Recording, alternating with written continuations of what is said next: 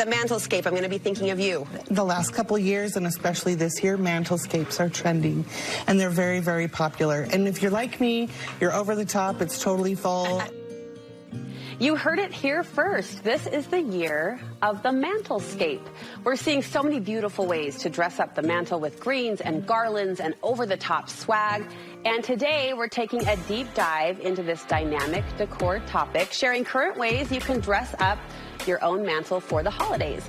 Designer Lauren Oviatt is here with the inspiration. Great to see you, sister. Great to see you. You look sparkly like the season. I had to. I love it. I love it so much. And I love this idea of putting design attention on the mantle. Are you seeing this as a trend? It is so fun. And I think the cool thing about it is it really allows for any mantle and any person to really create something fabulous, which I love. It's like design for all.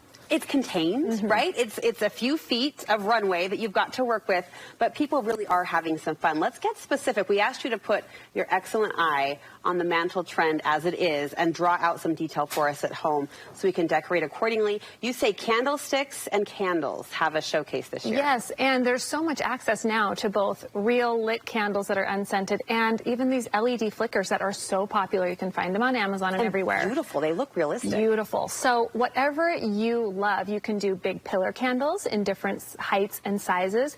You can do taper candles on candlesticks, which I feel like candlesticks are really trending these last few seasons. And I've even pulled images of candelabras, like really formal silver candelabras, like from Picture Beauty and the Beast. So it is really fun to mix it up. Obviously, if you have a TV or something, you'll want to kind of consider where you place them, but it adds such a beautiful ambient glow.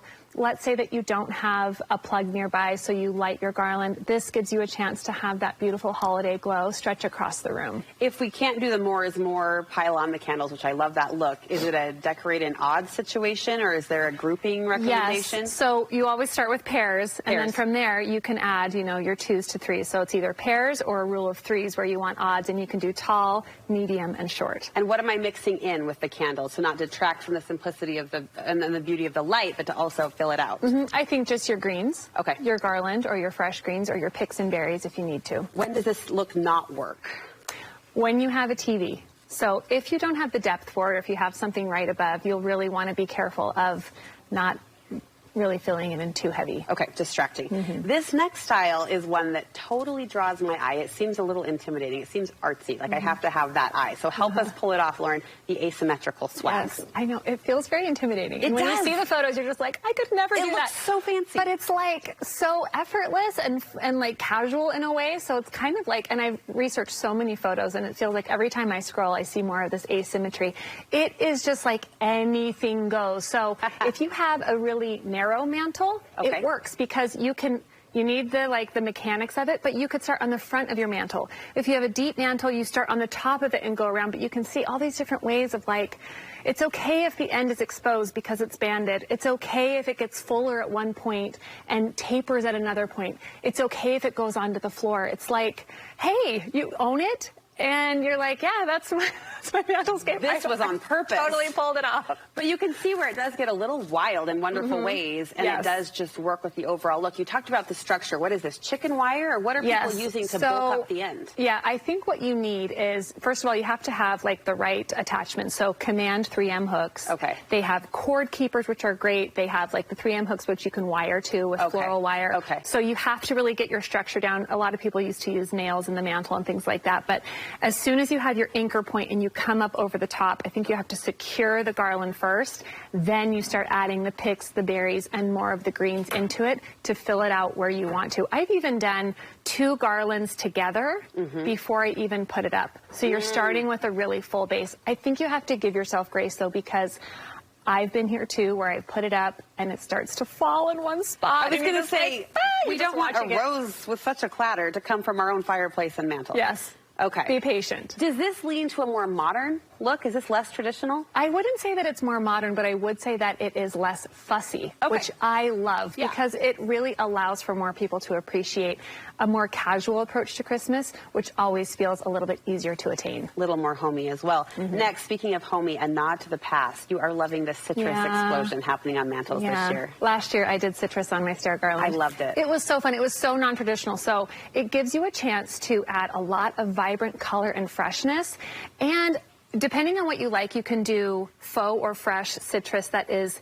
totally within its peel. Okay. Or you can do the dried citrus, which we have seen a lot of. Look how pretty. Isn't it just verdant and lovely and colorful? I don't know what verdant means, but I think it is. It's green. Okay. Just a fancy word for green. But yeah, a little bit more boho to do like the sliced, dried orange slices you can see here. And so that's a little bit more boho and maybe a little bit more casual. But it is so fun if you are someone who's like, I am not doing my grandma's red and gold. I want something different. This is a really great way to incorporate a totally different feel. And you can see this mantle kind of has like a bit of everything. Yes. Everything going on in we've talked about. You say there's an opportunity to use natural elements in your mantle. It's a smaller space, so maybe you can spend some dollars on some real greenery. Yes. So I mean, now there's good access to faux garland, but it can be a real money saver to buy just the Costco cedar garland. So you can use fresh that way. If it's something that you want to experiment with, start with fresh greens because it can allow you to play around with different things. Additionally, if you have a tired old garland, you can use fresh greens, just cut boughs and just literally shove them in to revive a tired old wired garland. To dress it up. New life. New life. And then you say the next layer to that is to add novelty garlands, the fun stuff. Yeah, sure. So you'll see like the gold bells, the gold bell garland, which is really fun, wooden bead garland, which is fun. And then sometimes you'll have like actual ornaments strung on a line. So that's just another way, again, of sort of injecting your own personality, whether you're boho or modern or super traditional or a little bit whimsical. That is a great way to add texture to your green garland. And with so much texture and color going on, is there a good rule of thumb for how many colors? Is there a limit to our palette or to how much is happening? Well, I would say start with like whatever your tree's doing. It always makes so much sense to mimic that with your garland. Right. You want to have an anchor color, whether it's red, gold, blue, green, whatever it may be. I always say, again, start with pairs and then go to 3. So the rule of 3s if you need to. But I mean, we always say it's like more is more and less is more. And I think that the holidays should not be generic.